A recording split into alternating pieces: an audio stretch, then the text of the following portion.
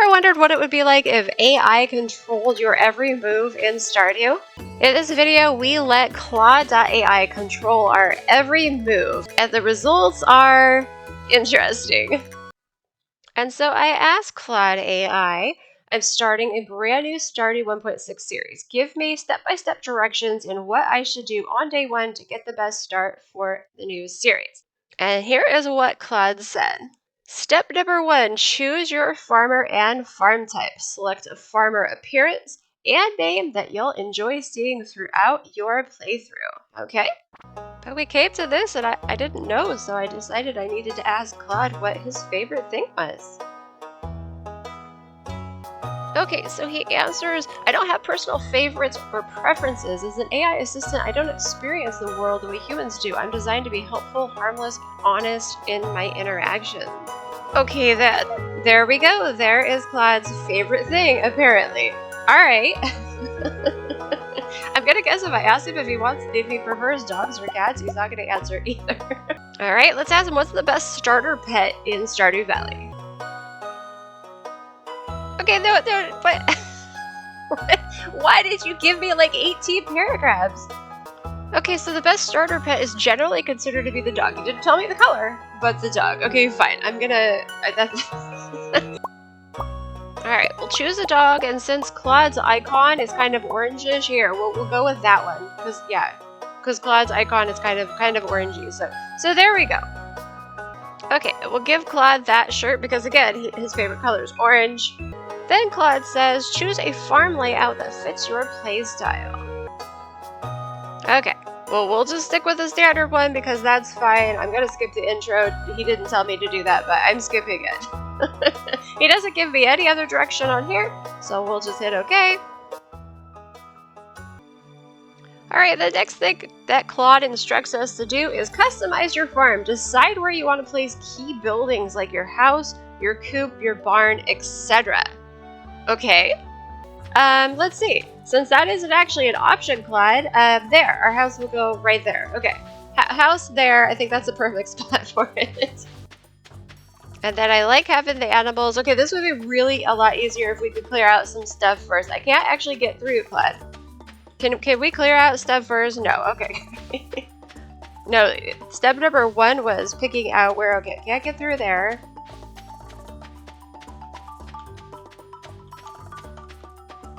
Yeah, this is very difficult walking through here. Here we go. So I like to have the animals somewhere near a pond. And since that's such a little pond, let's actually plan on putting the animals, yeah, down here. Somewhere around here. So we chose our house spot. That was Claude's step number 1. And then we'll choose this kind of area for the barn and the coop and stuff like that. Okay, cool. All right, what's our next step, Claude? All right, clear some initial space for crops and resources. All right, cool. Okay, I think maybe putting the farm down here would be good. So we'll do what Claude says, clearing this out for crops and resources. Not sure what resources means, but okay.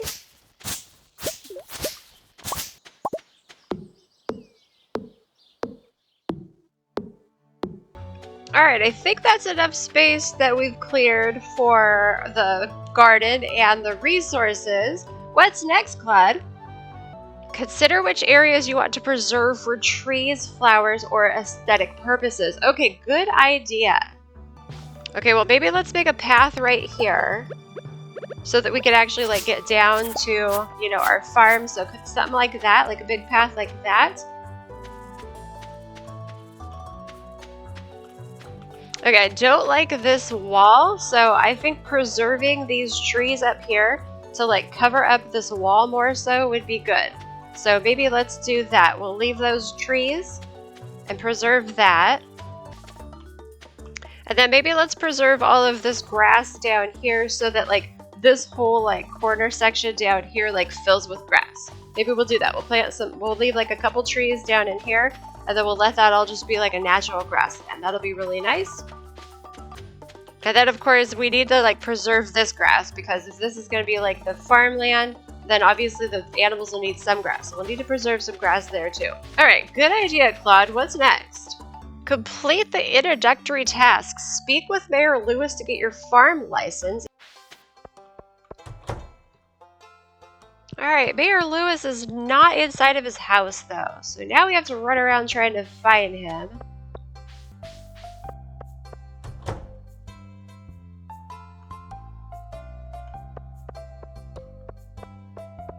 Maybe he's going to be up in the park?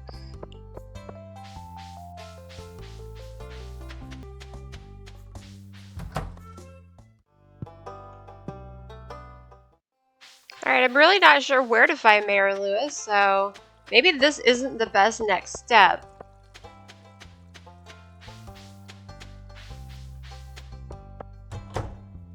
There he is. Well, I just looked at your house. Okay. So, hey buddy, I need my farming license. Hello? I need to speak with you about my farming license. What? Pelican Town? No, how do I get my farming license? Okay, you know what? I need to talk to Claude. Okay, so I'm telling Claude, I spoke with Mayor Lewis, but he did not give me a farmer's license. What else do I need to do? That's strange. Mayor Lewis didn't give you the farmer's license after you introduced yourself. There are a few additional things you can try. Check your journal quest. There might be a prerequisite task you need to complete before Lewis will issue the license. Try speaking to Lewis again and see if there's any additional dialogue options. Sometimes you need to exhaust all dialogue before progressing. Make sure you're playing the 1.6 version. Yeah, I'm sure. The license interactions may have changed in newer updates. If you've tried the above and Lewis still won't give you the license, you may need to try restarting the day. Or maybe it's because there's not actually a farmer's license in this game, Claude. Maybe that's it. So I told him, there's not actually a farmer's license in Stardew Valley, Claude. I see, my apologies. You're absolutely right. There's no such thing as a farmer's license. Well, why did you have me waste my time trying to find Mayor Lewis just to get the farming license then? So instead of that, you should introduce yourself to the townspeople, check the community center boards. Okay, so he's still going on to the, okay, so we'll have to skip that one. All right, introducing ourselves to the townspeople. Let's do that.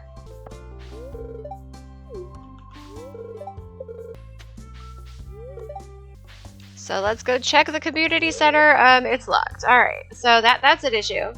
All right, so I'm saying, where's the community center board? I tried going to the community center on day 1, but it's locked.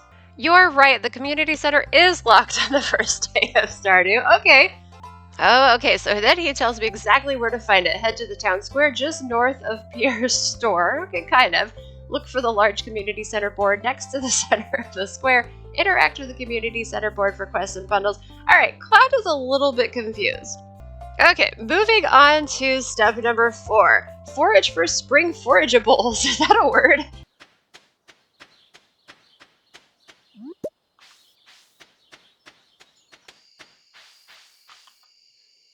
Okay, I can't do any more foraging, Clyde. I don't have any inventory space. I see, that's a common issue new Stardew players must run into on their first day. When your inventory is full, you won't be able to pick up additional items. Yeah, I found that.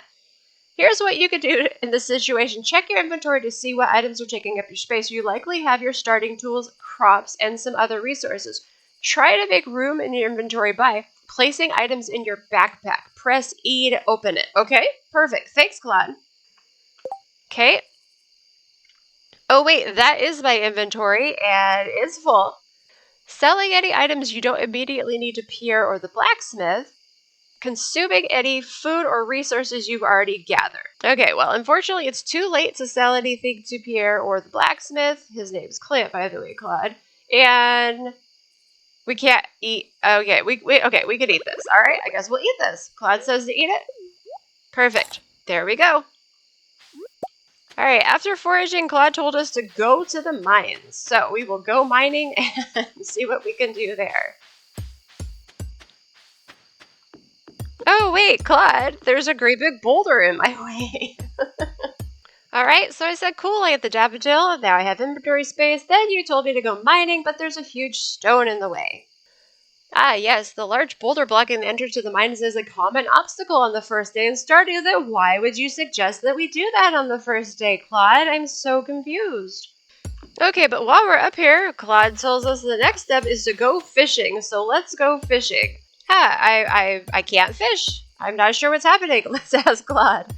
So I'm telling Claude, after foraging and mining, you told me to go catch some fish, but I don't have a fishing pole, Claude. You're absolutely right. My previous suggestion for you to go fishing on the first day of Stardew was incorrect since you don't start the game with a fishing pole. All right, fair enough. After step 4, Claude says, plant your first crops. Purchase parsnips, potatoes, and cauliflower seeds from Pierre's general store. Okay, well, obviously I already know that Pierre's is closed, so I can't go down and buy those like Claude is telling me to do at this point. Alright, so then I let Claude know that it's currently 9:10 on day 1 of Stardew, and Pierre is closed, so I cannot buy seeds to plant my first crops. You're absolutely right, that's an important detail I should have recognized. Well, Claude, obviously at this time you didn't realize what time it was. Since it is 9:10 on the first day, Pierre's store would already be closed for the night. Given that constraint, here's how I would recommend adjusting the first day plan. Forage for spring items, okay? Mine. Okay, Claude, we've already gone over this. I cannot mine. Check the community center. All right, we've been over this, Claude. Since you can't purchase seed from Pierre tonight, hold off planting your first crops until morning when the store reopens. Actually, Claude, they give us starter seeds. It would have been a great thing for you to tell us to do. So he tells us to go foraging, so fine, we'll go foraging. All right, there's actually nothing to forage on the beach, which is surprising. So, okay, we'll run on home. We'll go through the cinder sap forest and see. Oh gosh, it's so dark. I don't think we're going to be able to see anything. All right, I think if there's anything out here, I couldn't see it anyway. So we're going to head back up to our farm. Oh, wait. I'm going to tell Claude that I found mixed seeds. All right, so I'm telling him I tried to gather more things, but it's too dark to see. But I did find 3 mixed seeds when I used my sight to break the fiber. Ah, yes, the darkness at night in Stardew can make it tricky to effectively forage and gather resources on the first day. Since it's too dark to reliably find more foraging items, it's a smart move to use your scythe to break fiber instead. Finding those seeds is a great bonus for day 1. Alright, so this is what he suggests. Head back to your farm and get some rest for the night. Make a mental note of where you found those mixed seeds. In the morning, you can plant those. I could plant them tonight, actually, but okay. Okay, so let's go back to the original list he gave us. Plant the crops. We can't purchase those. We can't do any of that. Upgrade your tools. Use the starting funds to upgrade your tools. All right, Clyde, we can't do that. Focus on upgrading your watering can. Okay, we can't upgrade anything. There's a lot of reasons for that. And then establish a daily routine. Wake up, water crops, forage, fish, mine. End your day by resting and planning for the next. Okay, and I'm going to ask, head back to your farmhouse. This is a small cabin building you started in. Interact with your bed. This will bring up an option that says go to sleep and select go to sleep. Okay, perfect. Thank you so much, Claude. And since that's what Claude told us to do, that's what we will do. We head back. He doesn't tell us anything about this package. Okay, that's fine. Interact with your bed. Go to sleep for the night. Yes. All right, well, that was that.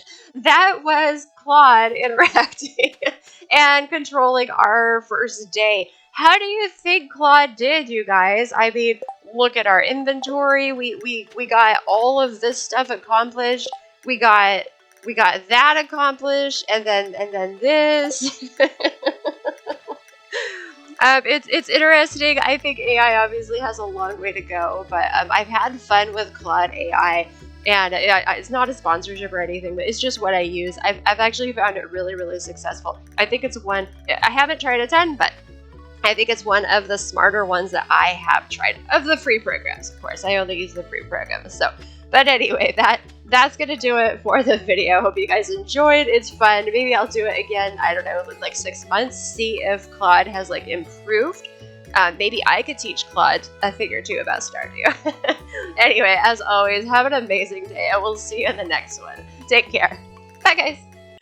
As a little bonus footage, I thought that I would share, because I always go back and, kind of tell Claude that the conversation is over. So I tell him, thank you, Claude, day 1 is complete. And he says, you're welcome. And he kind of like reflected on like, it sounded like you were productive. You got some foraging. You got some mixed seeds. You learned about inventory management. You successfully navigated your first day and night cycle. And then he says on day 2, you want to prioritize visiting peers first thing, planting, and this and that.